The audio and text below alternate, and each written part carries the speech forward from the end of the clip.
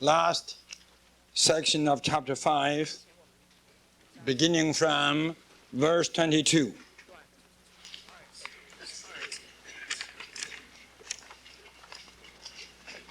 I still feel good to read together. Yeah. Verse 22. Wives, subject to your own husband as to the Lord. For the husband, wife, as also Christ is the head, in himself the Savior of the body. But as the church is subject to Christ, so also the wife to the husband in everything. Husband, love your wife, even as Christ also loved the church, and gave himself up for her, that he might sanctify her, cleansing her by the washing of the water in the word, that he might present the church to himself, glorious, not having spot or wrinkle or any such things, but that he should be holy and without blemish. So the husband ought also be love their own wives as their own bodies. He who loves his own life loves himself. For no one ever hated his own flesh, but nourishes, cherishes it, even as Christ also the church. Because we are members of his body. For these cause, a man shall leave his father and mother, and shall be joined to his wife, and the two shall be one flesh. This mystery is great, but I speak with regard to Christ and the church. Wherever you also, each one of you, so love his own wife as himself, and the wife see that she fear her husband. I do believe none of us is not familiar with the section, even the unmarried ones. Let me check a little bit. Whosoever doesn't know this portion of the word, raise up the hand.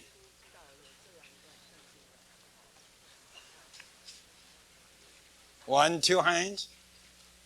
1, 2. Only 2 persons.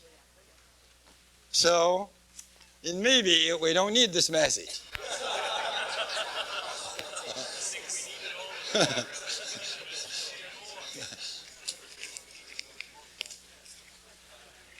So, this morning, I will not go along with the verses because you all know them. So, I will go with something new, according to the outline of the message.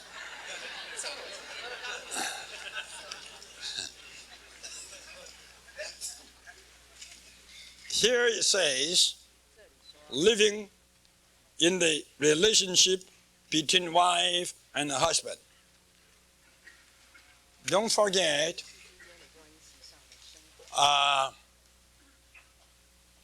in chapter 4, firstly, Paul gives us the principle of a life that is worthy of God's calling.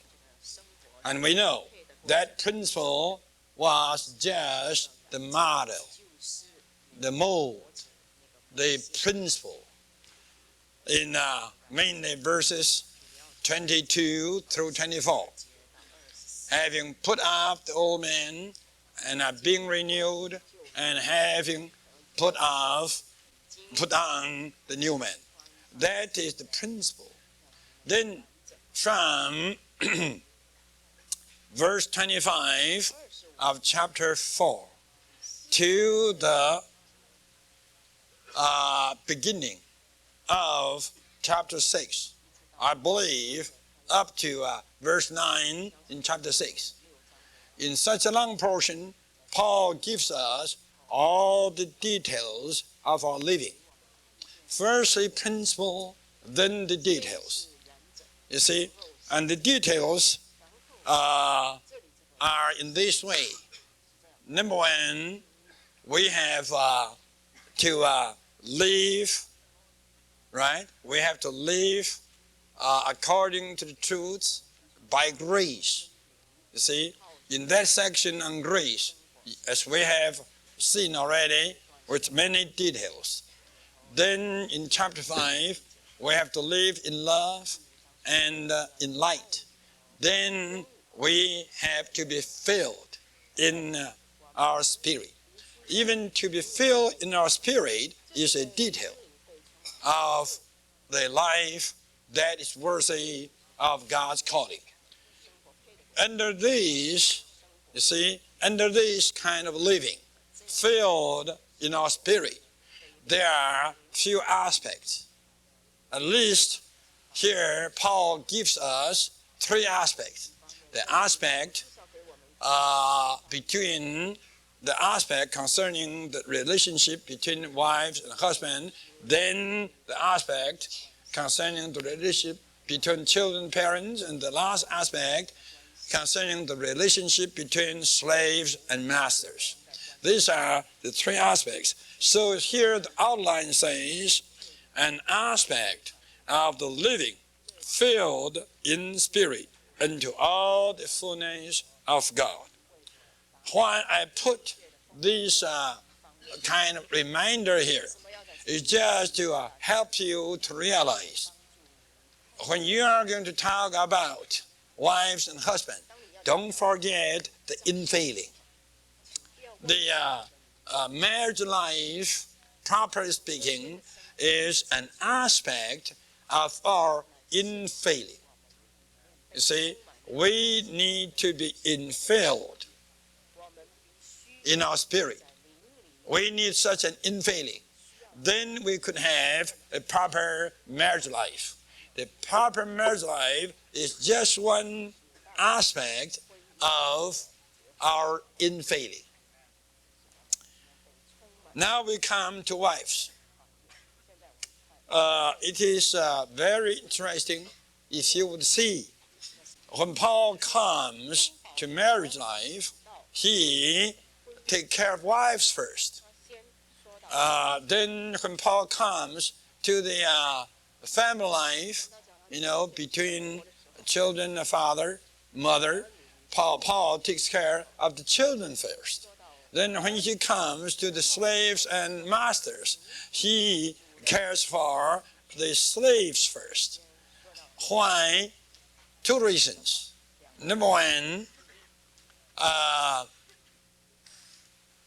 you have to give me the freedom to say something. The problem in married life, firstly, if not mainly, at least firstly, comes from the wife. Maybe you think, oh, brother, this is not fair. Well, it may be not fair with your case. You are an extra case, extraordinary case. But the ordinary cases are always, I tell you, the wife having the problem. And then with the children parents, we all know this. Mostly the problem does not come from the parents, right? Mostly the problems always come from the children. I would say this, on this earth, there are a lot of disobedient children, but very few disobedient parents. All the parents are very disobedient.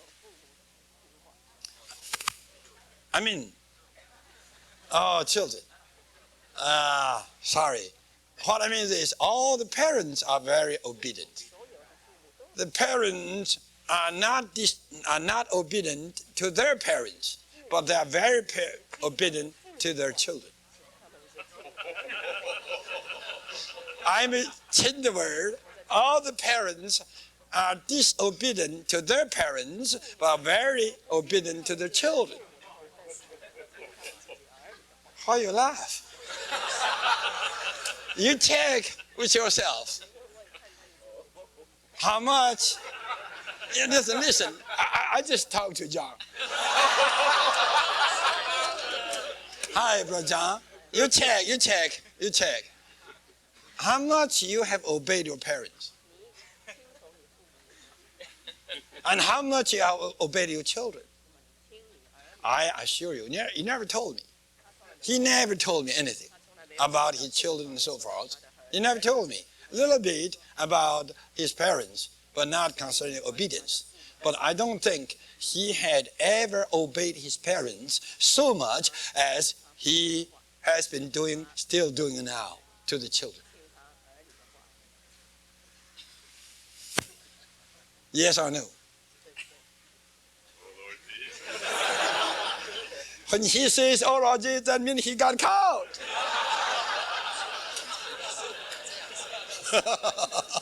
Not only he got caught, I got caught. All we parents got caught. You know who has the most obedience? The one who has most children. The more children you have, the more obedience you have. Because you need to obey your children. Do you think I'm too much?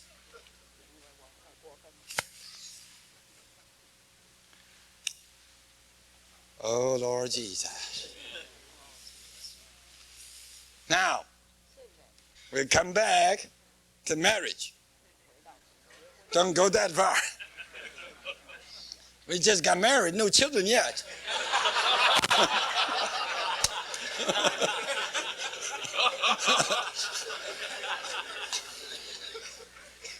We all are here in love and in light.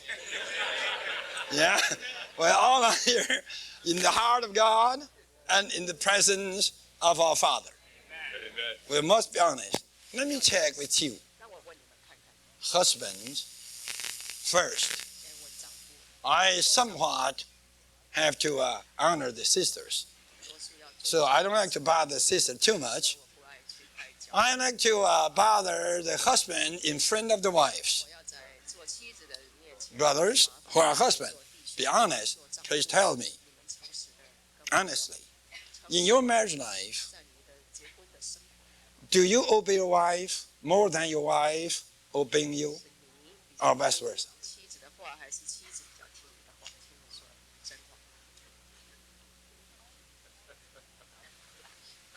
Would you force me to call your name? I don't like to do that.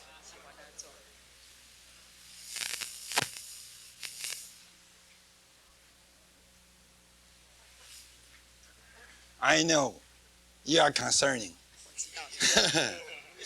for your wife seeing and hearing what you would say. So I would ask all the wives and close the eyes. Let me answer for all your husbands. I tell you, we husbands obey the wives much more than the wives obeying the husband.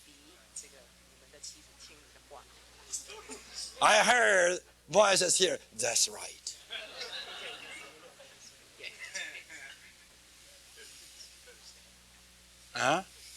Now I turn to the wives. Sisters who are wives, please be honest and tell me, do you think you obey your husband more than your husband obeying you? Thank you. Because the sisters say no. You see? That means what? In fact, actually speaking, all the husbands obeying the wives more than the wives obeying the husbands. Maybe a few extraordinary cases on this earth. Maybe.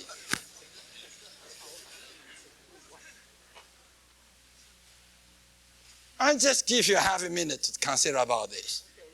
How you feel about this?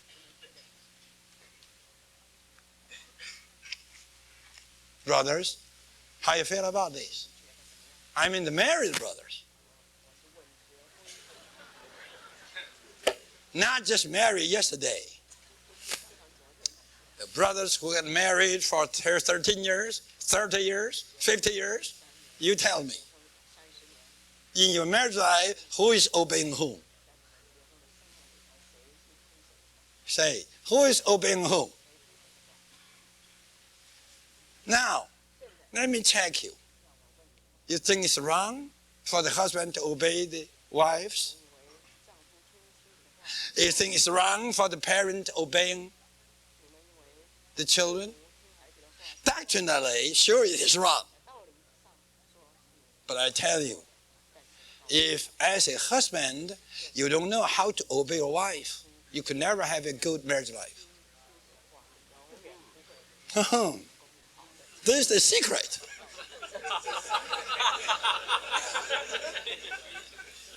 I am not a marrying pastor. I'm not a pastor marrying people. Mary, would you promise me in front of John that for your whole life you will be submissive to him? If I'm going to marry young people, I would say, you have to know, John, if you are going to have a sweet marriage life, you must obey your wife all the day.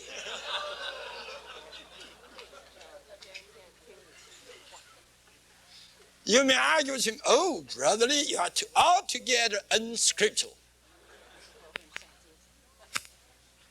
You are just against the Apostle Paul. But listen, if the Apostle Paul is here this morning, he may say the same thing.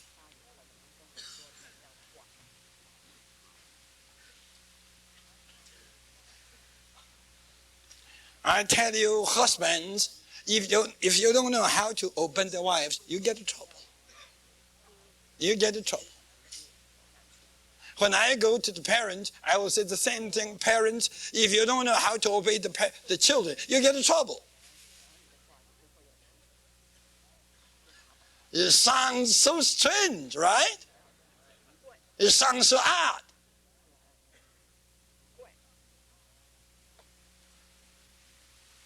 Well, let me tell you.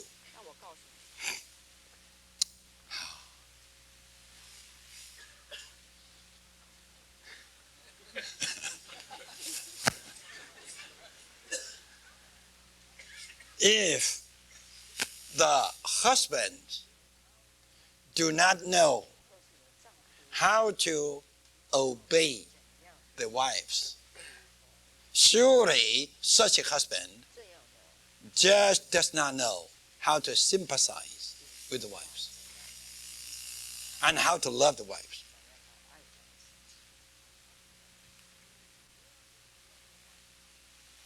If you are going to love your wife, you have to sympathize with her. Then what? Then you have to obey her. I tell you, only obedience can buy obedience. I use the word buy, B-O-I. Only obedience can pay the price for your wife's obedience. If you don't know how to obey her, she would never obey you. So this is the best policy. It is not only a secret, it is a policy. You may laugh, right?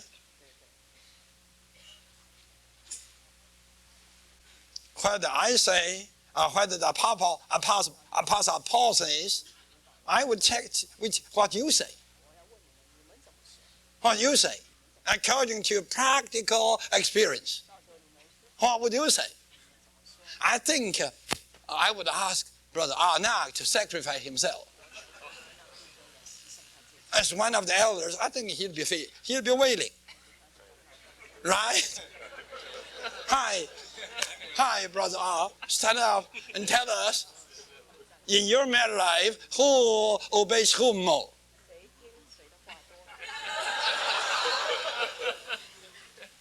I'm not talking about doctrine, I'm talking about practicality, right?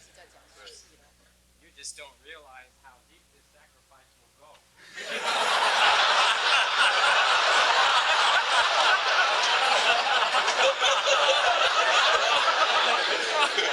as long as you have said this, we all got clear.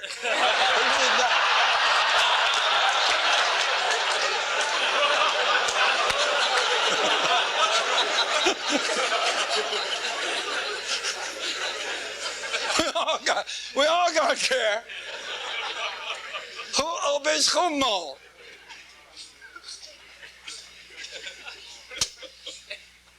I tell you, if there's no obedience on the husband's side, it is hard to keep good marriage life. Why? Don't forget. Peter says the wives are weaker vessels. Maybe I'm a little too much to use the extraordinary terms. Maybe I should use the word obedience. Sometimes I don't care for the wording. I don't care for terminology. I care for the fact. Now, let's learn to change the word. Let's drop the word obedience on the husband's side. Let's talk this way. Now, what way?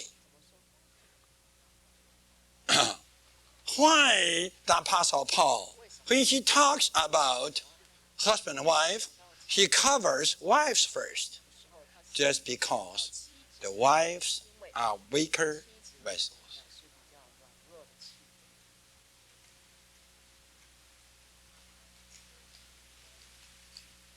Among children and parents, the weaker side, no doubt, is not the parents, right? The weaker side is what? The children. So what? So the Apostle Paul, in his exhortation, all the way, he takes care of the weaker side. As the wives, children, and slaves, they all are on the weaker side. Yet, they need to obey the stronger side. Then what the stronger side should do? I tell you what the stronger side should do. The stronger side should not demand on the weaker side. Should not demand. Now I change the word obey to not demand. You may say, well, that is just not demand. That's not obey. When you put the word not demand into practice, actually that is obey. Am I right? Not demand anything on your wife. Why? You have to realize she is weaker.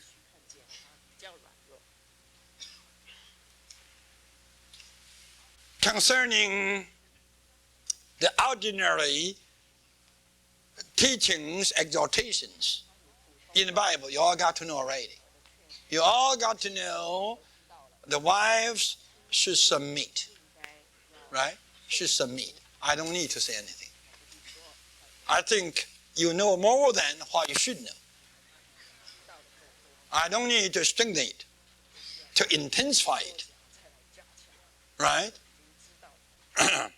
But I would say this.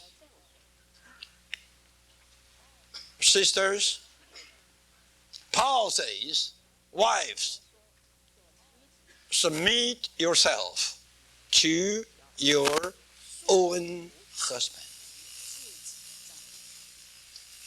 The word own strikes something. And why the Apostle Paul uses the word own? I tell you, the word own indicates a kind of comparison. A kind of comparison. There is not only your wife, there are so many wives of others. Right? Haha. If you are short of grace, if you do not live in light of God, in the light of God, you would have comparison. You would compare your wife with others' wife. Do you know what I mean? So, submit yourself to your own husband implies some kind of comparing what's going on.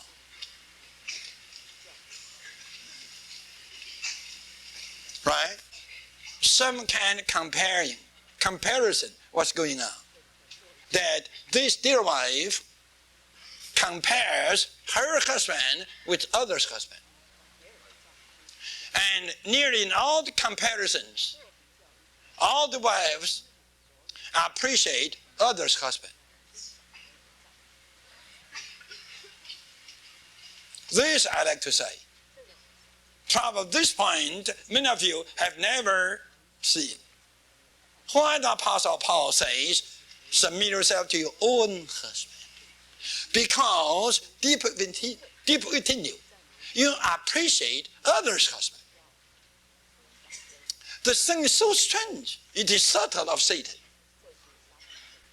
Right? In your engagement, you think that young man is a hero. And some young ladies used to think that one young man to whom she is going to be engaged must be an angel. At least a hero. But after marriage, the angel become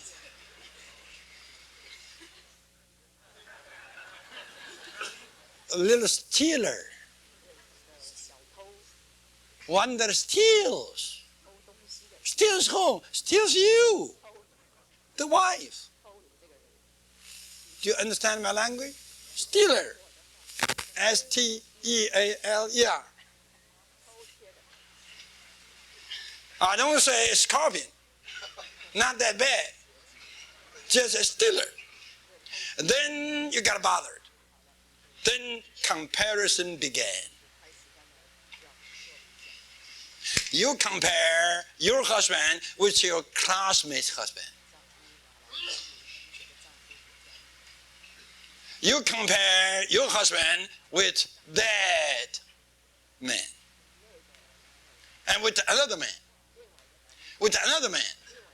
Who are husbands of either your cousins, in-laws, classmates, or neighbors.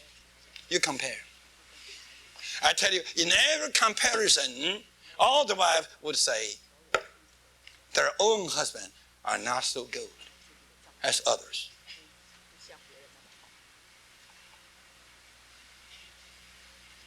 Not only so, later on you read, Paul says, love your own wife. Same thing. Not only the wives have the comparison. Even the husband also have the comparison. Right after marriage, you compare your wife with others' wife. In any comparison, I would say, mostly the husband would think others is good, is better. I tell you, this is what? This is the initial of the evil. Initiation of the evil. This is the beginning of separation. This is the beginning of divorce. This is the beginning of sinful things in the marriage life. So what? So this means if you do live a life that is worthy of God's calling, a life according to the truth, a life by grace, a life even deeper in love and in light, I tell you, you will hate comparison. Whenever comparison came in, you just cut off, chop the head of this comparison. Wives, submit yourself to your own husband. Husband, love your own wife. I think good enough. Now, Paul says what? As to the Lord. Not only you have to cut off the head of the comparison, no comparison, but also you have to consider your submission to your husband must be as to the Lord.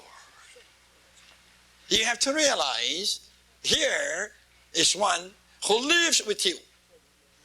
In the eyes of the Lord, he represents the Lord. He represents the Lord. In your submission, he is the Lord. This is not a small thing. This is no joke. And today, today, the modern social tendency is this. The wife would say, why I have to submit? Why I have to submit? Why he would not submit? Why he need not submit? Well, the Bible says, he, in the eyes of the Lord, in your marriage life, is as the Lord. I don't believe.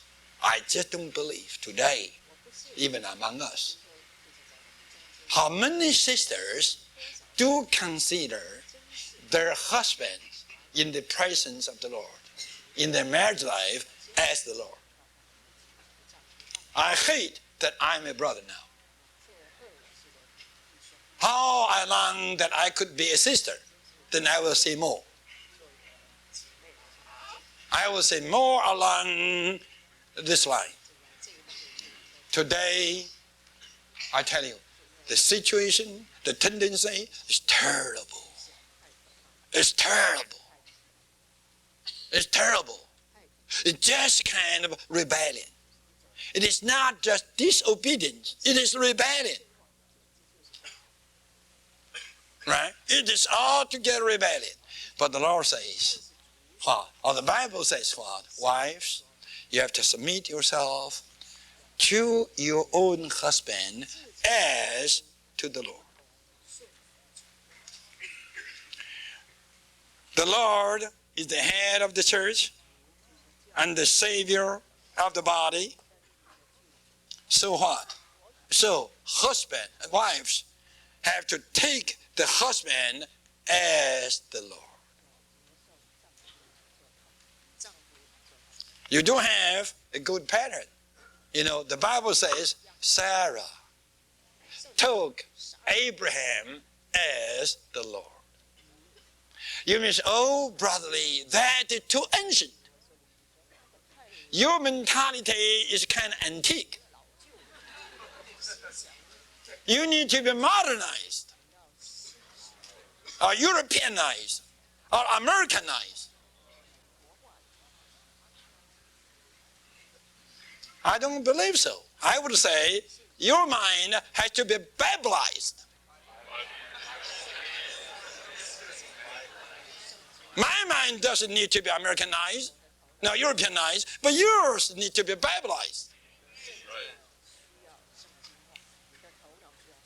In the Bible, there's no difference between ancient and modern.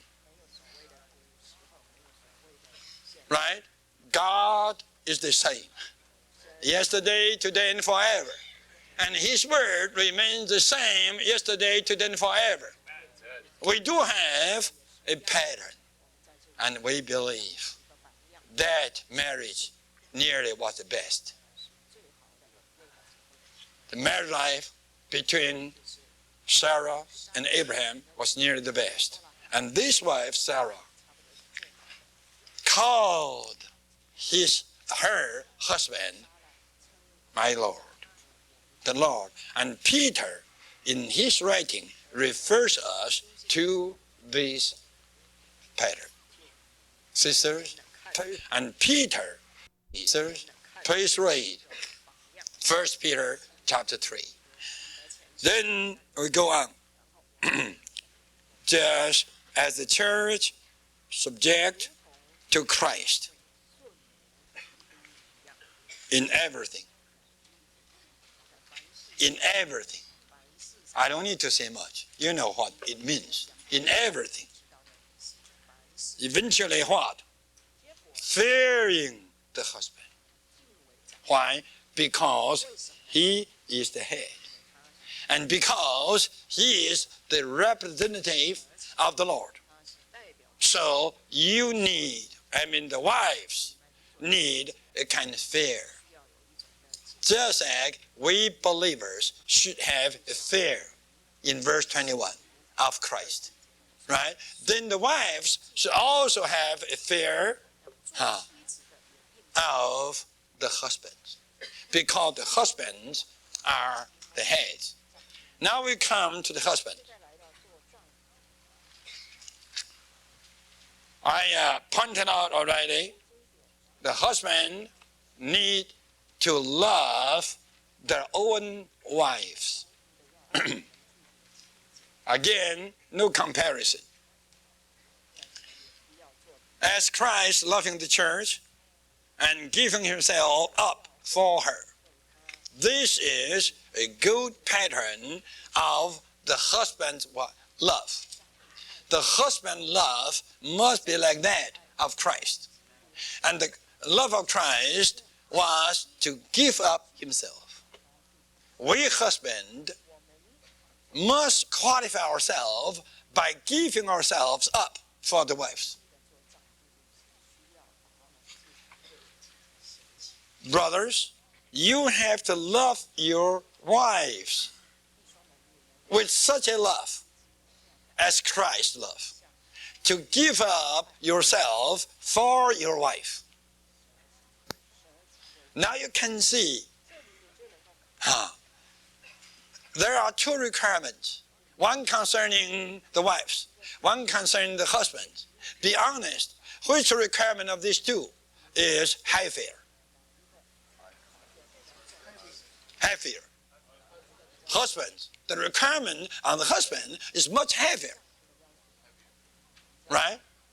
Why? Because I would say to submit to others is not so hard as to give up yourself for others.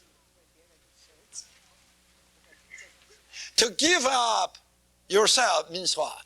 Means just to be a martyr. To sacrifice your life. You have to love your wife at such a cost. And you are willing to pay such a great price. That is to give up yourself, to sacrifice your life. You would even die for your wife. I tell you, this requirement is much, much higher, heavier than to submit yourself to another one. I think to submit ourselves to another one, we all can make it, if we like, right? But I tell you, it is not so easy, right, to sacrifice our life for others. To die a martyrdom for others. This is not so easy. Yet, we have to do it. See? We have to do it.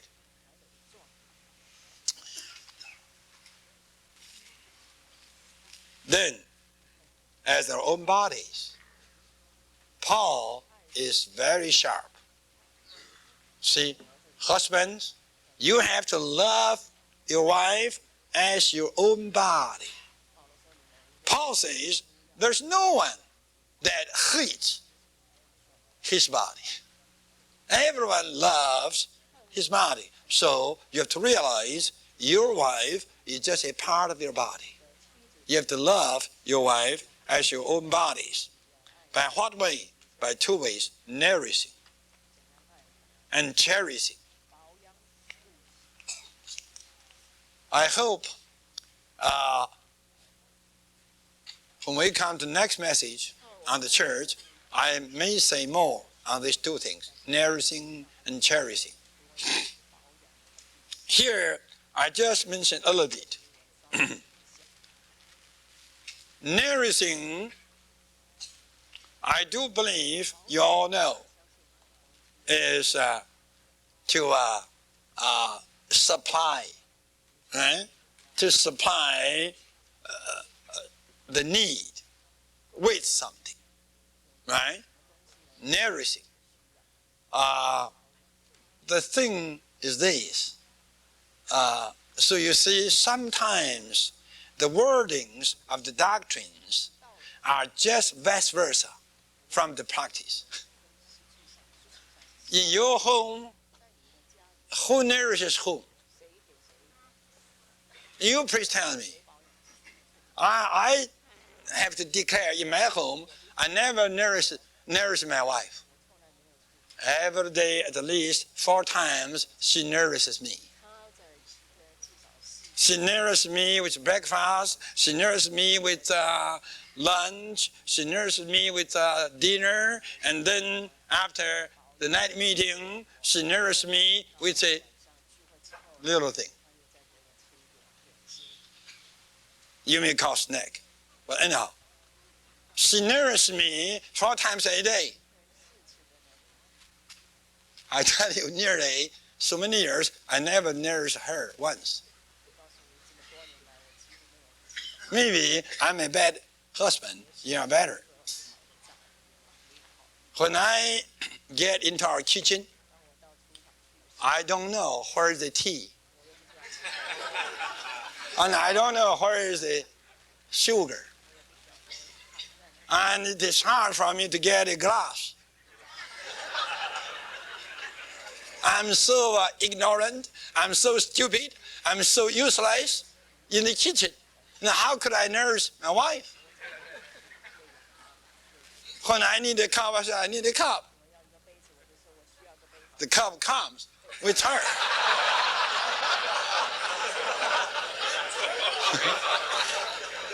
You see, all the time she nourishes me.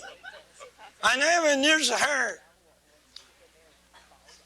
I think, generally speaking, mostly the wives nourish the husband, right?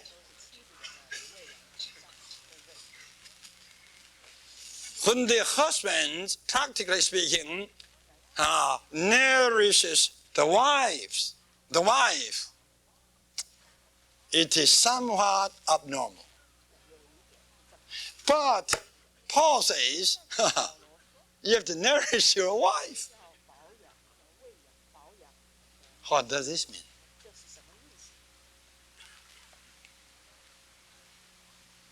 You have to nourish your wife. So, I got to trouble you. Brothers, how much have you nourished your wife? Huh? Quite a lot. Larry says quite a lot. I think he must be a kind of abnormal situation.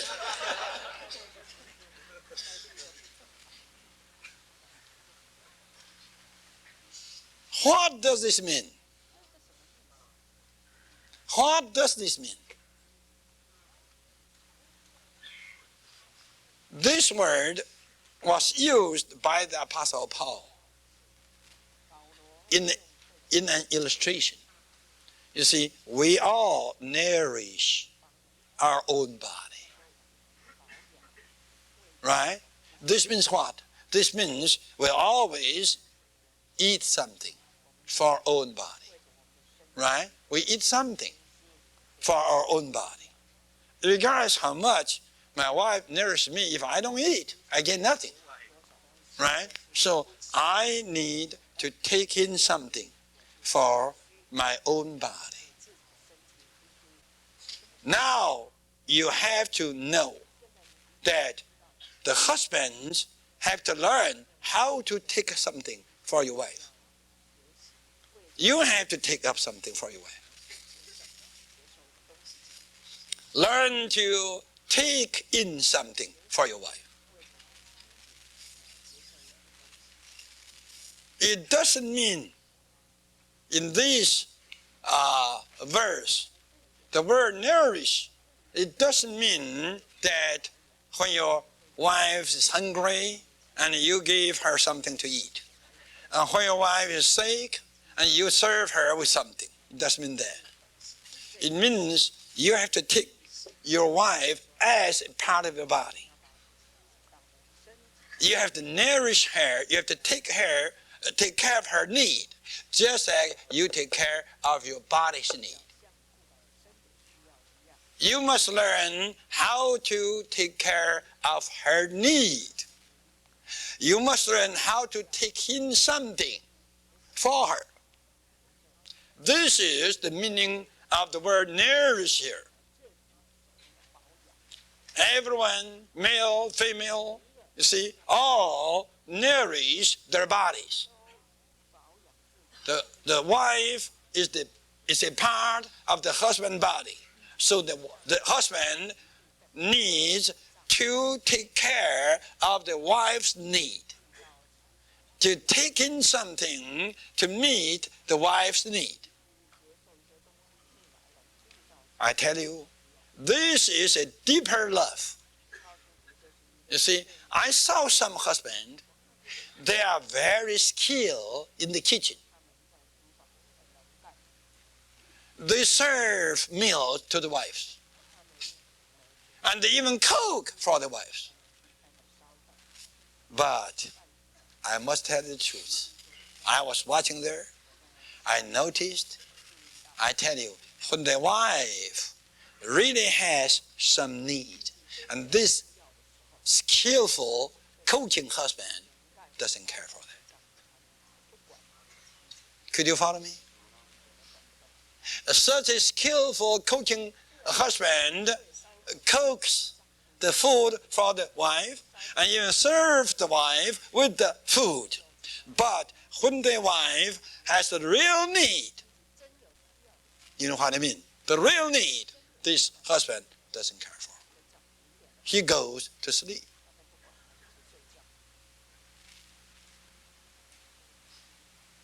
Eventually I found out why he was so skilled in cooking. For his own taste. A selfishness is concealed there. I tell you, probably if he doesn't eat, probably he would never cook.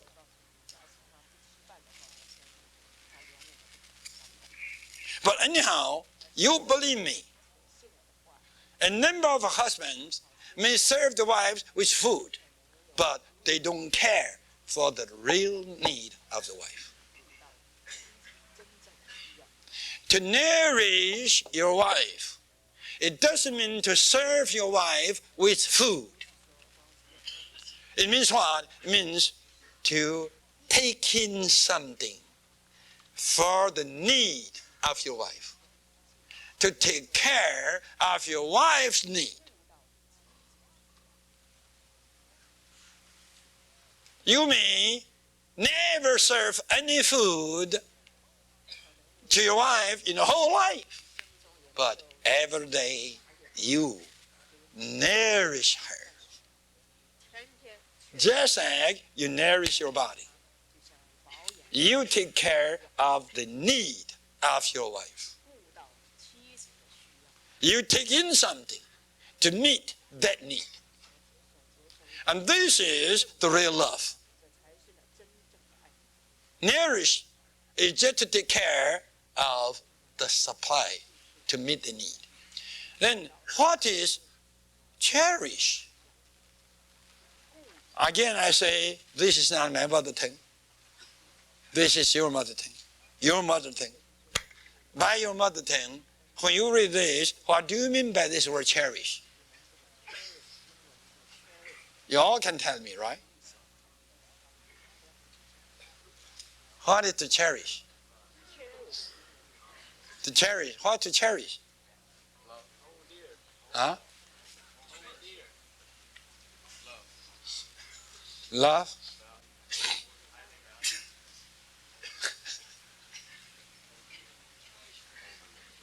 What?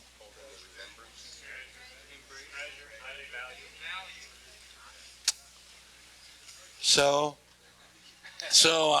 we do got, we do have, the problem in language. I would ask, John,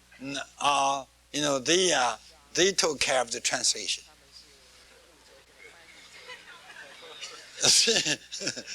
Of course, I looked through. So I asked John and R to tell us. When they put in the word cherish, what did they mean?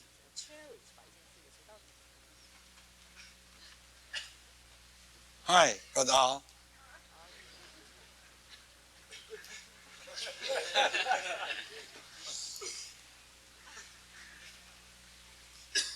What?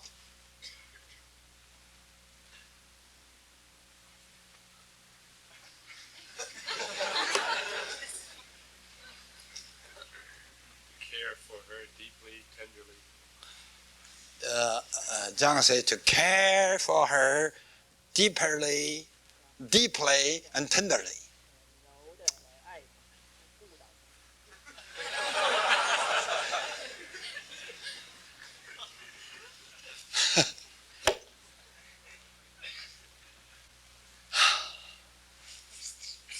Anyhow, Brother R, you have to say something.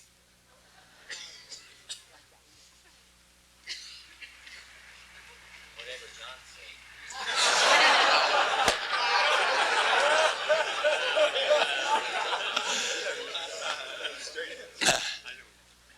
According to my study, both according to Greek and English, this word here means this: to soften something by tender heating. To soften something. To soften something by not high heat, but by a kind of tender heating. Just like, this word is used for the birds, the mother bird. The mother bird softens the little birds by their arms, which render a very tender heat.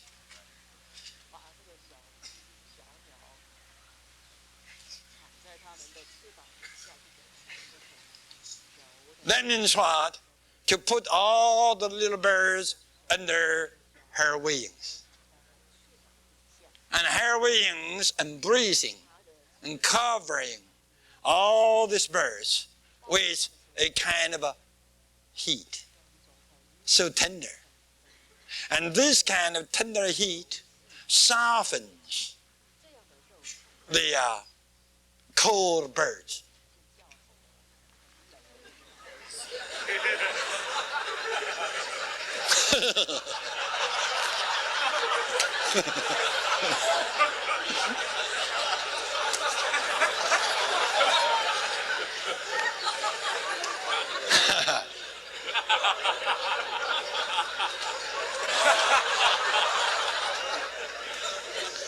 Why I say this? In me, I do have the impression, number of times, the wives, they just used to be the cold birds.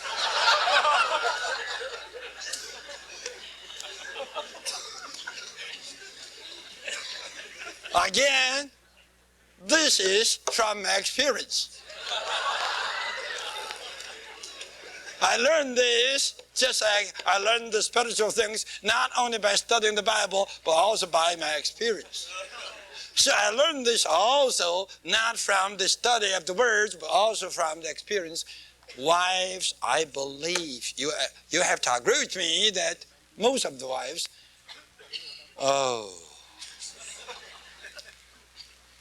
especially the good wives, they don't exchange word with you. They don't exchange word with you. They don't fight against you. They don't get mad with you. But they used to be cold birds. It's cold. I shouldn't say frozen. Like a piece of hard ice. I don't mean that. The good wives never be a piece of hard ice. But so many bad wives, they used to be cold birds. That is their weapon.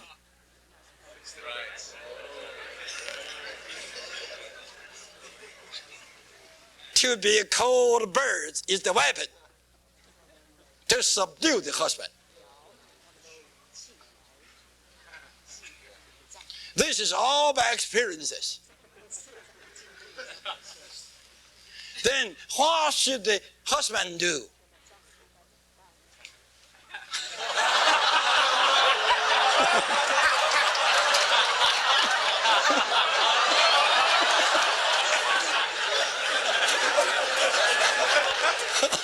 The husband should be like the mother bird, embracing the cold birds and warm a little bit. I tell you, this softens the coldness. I'm not joking. This is to cherish.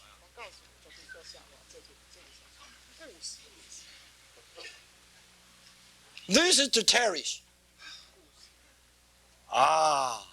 You all can see, if we brothers would, by the grace and in love, practice this, surely we will be best husbands. So tender, full of warmth, not full of heating that burns people, right? But full of what? Warmth. And this tender warmth softens the cold birds, cold. This is the right meaning. I believe it.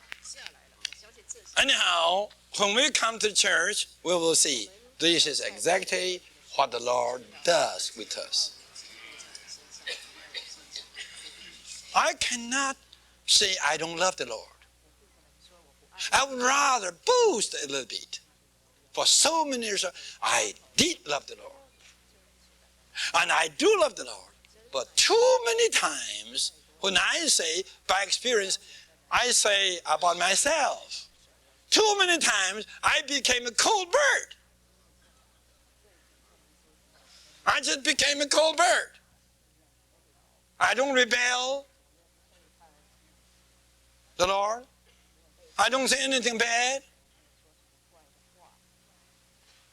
But I become cold. You can cold bird. But you know what? The Lord Jesus always stretching out his wings to cover me and to embrace me and to warm me up. Until this warming up softens the cold birds. This is the tender love. Nearly no word can describe the tenderness. You see, such warming love. Then, lastly, we must learn this. Living father and mother and being joined to the wife as one flesh. Here is a principle. I hope now all the parents will give me the permission. We parents should realize our children getting married. You see, they are married for their marriage life, not for our family life. So what? So every husband has to leave the parents in order to join himself to his wife as one couple. You see, to have the parents on either side is a kind of frustration of the proper marriage life. Do you understand me? You mean say, I love my parents. I like to honor my parents. So I still like to stay with my parents and at the same time with my husband or with my wife. This is wrong. This is absolutely against the biblical principle. Mainly, this is probably the practice of the Chinese ethical tradition. The ancient Chinese, they used to have 5 generations living together. The top couple, I don't know what you call that, grand parents, the second, the third, the fourth, the fifth, 5 couples of 5 generations living together. And this kind of life spoils the marriage life to the uttermost. It is altogether against the Bible principle. The Bible principle says, leave your father, leave your mother, and be one with your wife. And the same principle to the wife. You see, I do know some young ladies, when they get engaged with a condition, right? Asking the young man to promise that after same thing with the brothers. You see, as a sister, you marry one young man, don't marry him with a condition that you will still live with your parents. As a young brother, you know, marries a sister, there should be no condition like this. The Bible says, leave your father and your mother and be joined to your wife. Then you could have a proper marriage life. The parents on either side would be always a frustration, a kind of a damage to the proper marriage life. Don't think this is my teaching. You have to forget about it. This is the teaching from the Word of God. So, lastly, it says, loving your own wife as yourself. I think we have covered this. Well, I just give some quite peculiar impressions to you concerning this matter. And you just bring this to the Lord and you pray. I do believe the more you get on, the more you would agree with me. And I believe when we'll all get into eternity, you would say, Brother Lee, that's really right. Now, B section, please. You still have about 50 minutes. If you enjoyed this video, please like, share, and subscribe. Follow us on social media or visit our website for more from Living Stream Ministry.